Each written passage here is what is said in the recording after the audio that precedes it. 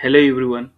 आज हम लोग function declaration and function expression के बारे में जानेंगे। ओके, तो लास्ट क्लास में फंक्शन देखे थे, फंक्शन किस तरह से काम करती है, बेसिक फंक्शन।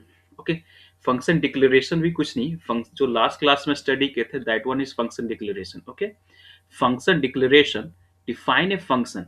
फंक्शन डिक्लेरेशन क्या करता है, एक फंक्शन को डिफाइन करता है। Define a function by using a function की, फंक्शन की का यूज करके with along with name. Name तो लास्ट क्लास में क्या किए थे, फंक्शन कीवर्ड यूज किए थे, देन एक फंक्शन का नाम लिखे थे, फिर है ना, just like greet, then a small parenthesis, then after curly bracket. Okay fine.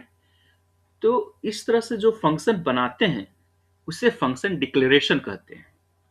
Fine, ऐसी कुछ प्रिंट करते जस्ट लाइक हेलो देसी डेवलपर, लाइक दिस, हेलो देसी डेवलपर, हेलो देसी डेवलपर।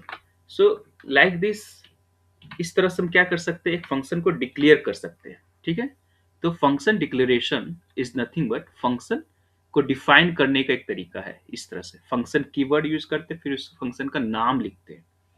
तो इस तरह से जो फंक्शन बनती है, इस तरह का फंक्शन को क्या बोलते हैं, function declaration. Fine, a function declaration define a function using the function keyword. Function keyword use किया गया है यहाँ पर, है ना, एंड विथ ए नेम, और फंक्शन का नाम लिखा गया। ठीक है, तो इस तरह से जो फंक्शन बनता है उसे फंक्शन डिक्लेरेशन कहते हैं। फाइन, तो लास्ट लेक्चर में हम ये सब देख चुके हैं। ठीक है, अब हम देखते हैं फंक्शन एक्सप्रेशन के बारे में। फाइन, फंक्शन एक्सप्रेशन क्या होती है। ओके, उससे पहले हम कुछ देखते हैं। लेट वेरिएबल का कुछ नाम देते हैं, just like x equal to 25, just like. Fine, अब मुझे बताओ यहाँ पर क्या हो रही है कि एक्स एक वेरिएबल है और वेटेड से कंटेनर है, वेरिएबल है जिसमें 25 स्टोर है। फाइन, तो हम यह कह सकते हैं एक यहाँ पर एक क्या स्टोर है, नंबर स्टोर है। फाइन, उसी तरह से कुछ और नया वेरिएबल लेंगे, just by, by equal to कुछ स्टोर करते हैं, just like desi developer, desi developer. Okay fine, तो अब मुझे बताओ ये बाई कंटेनर, बाई वेरिएबल में क्या स्टोर है, एक स्ट्रिंग स्टोर है ना। फाइन, उसी तरह से हम लेट एरे लेते हैं।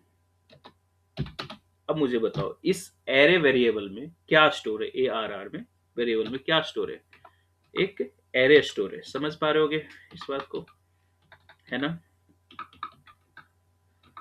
दिस एक एरे स्टोर है। फाइन, ओके, उसी तरह से एक ऑब्जेक्ट भी स्टोर कर सकते हैं, OBJ.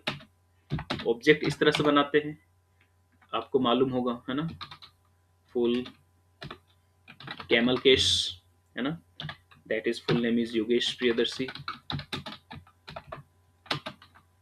Priyadarshi, this one is and is equal to 30, just like। okay, तो समझ पा रहे हो। अब ध्यान दो कि x वेरिएबल में क्या स्टोर है, नंबर स्टोर है। y वेरिएबल में क्या स्टोर है, कुछ एक स्ट्रिंग स्टोर है। एक ar वेरिएबल में जो एरे वेरिएबल है उसमें क्या स्टोर है, एक एरे स्टोर है। और दिस ऑब्जेक्ट वेरिएबल में क्या स्टोर है, ओबीजे वेरिएबल में क्या स्टोर है, एक ऑब्जेक्ट स्टोर है।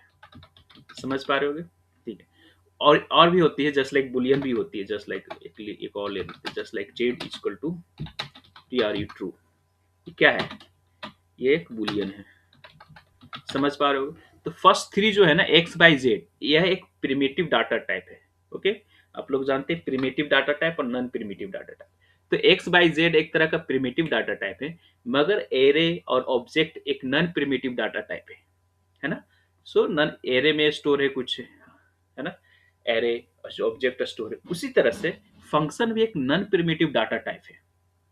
फाइन, फंक्शन भी नॉन प्रिमिटिव डाटा टाइप है। फंक्शन को भी स्टोर कर सकते हैं एक वेरिएबल में, जस्ट लाइक हम कोई एक वेरिएबल ले लिए, लेट ग्रीट, ग्रीट वेरिएबल ले लिए, ठीक है। अब ये एक वेरिएबल है, लेट ग्रीट एक वेरिएबल है। अब इस वेरिएबल में हम कुछ भी स्टोर कर सकते हैं, नंबर स्टोर कर सकते हैं, बुलियन स्टोर कर सकते हैं, स्ट्रिंग स्टोर कर सकते हैं, एरे, ऑब्जेक्ट। साथ साथ हम एक फंक्शन भी स्टोर कर सकते हैं इस ग्रीट वेरिएबल में। फाइन, ये जावास्क्रिप्ट का बहुत अच्छा फैसिलिटी है, ठीक है। ओके, तो एक वेरिएबल में एक फंक्शन को भी स्टोर कर सकते हैं।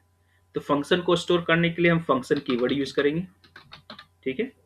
और हम क्या करते थे, फंक्शन डिक्लेरेशन में क्या करते थे, फंक्शन कीवर्ड यूज करते थे, फिर नाम भी लिखते थे।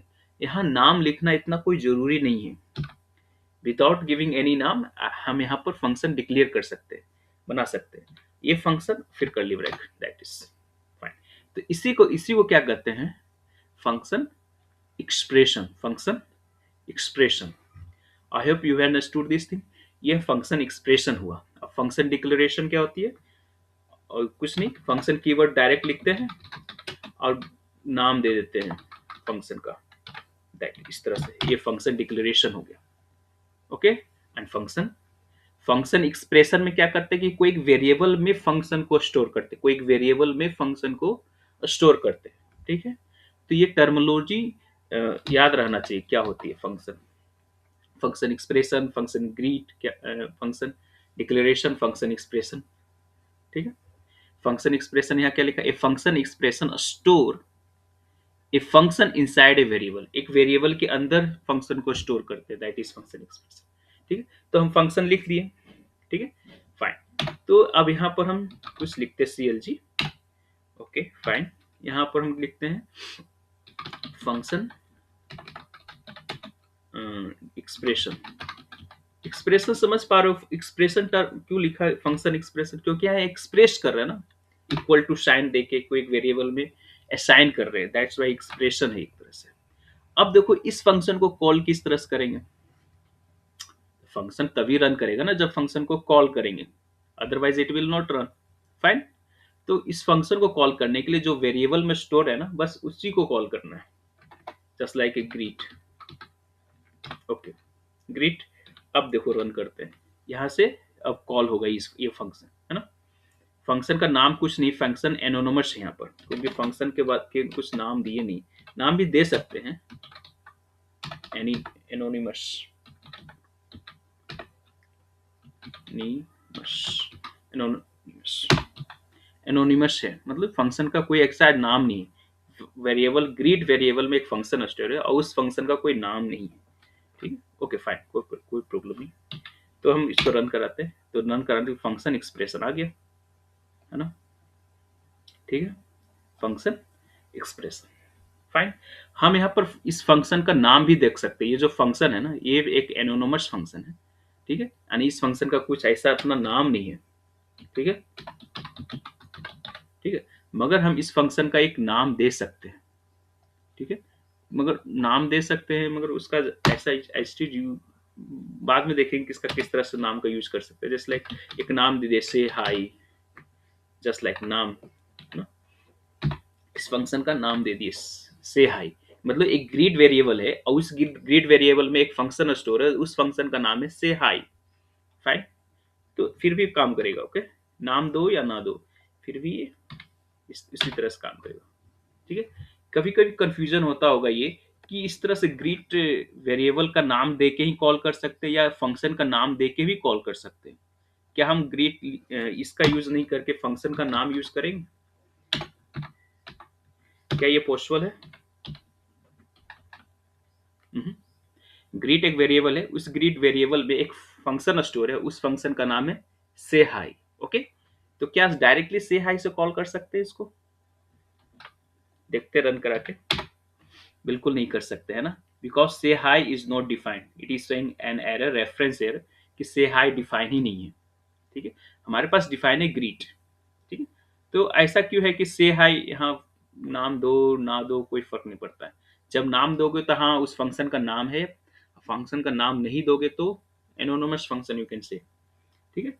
मगर जब हम इस तरह से हाई कहते हैं ना, मतलब फंक्शन का जो नाम देते हैं, उस फंक्शन का यूज इस ब्लॉक के अंदर ही केवल कर सकते हो, वो फ्यूचर लेक्चर में कभी देखेंगे, ओके। तो अब तो केवल हमें यहाँ तक समझना है कि ग्रीट एक वेरिएबल है और उस ग्रीट वेरिएबल में एक फंक्शन स्टोर है, उस फंक्शन का नाम दे सकते हैं नहीं भी दे सकते, इट डजंट मैटर, ओके।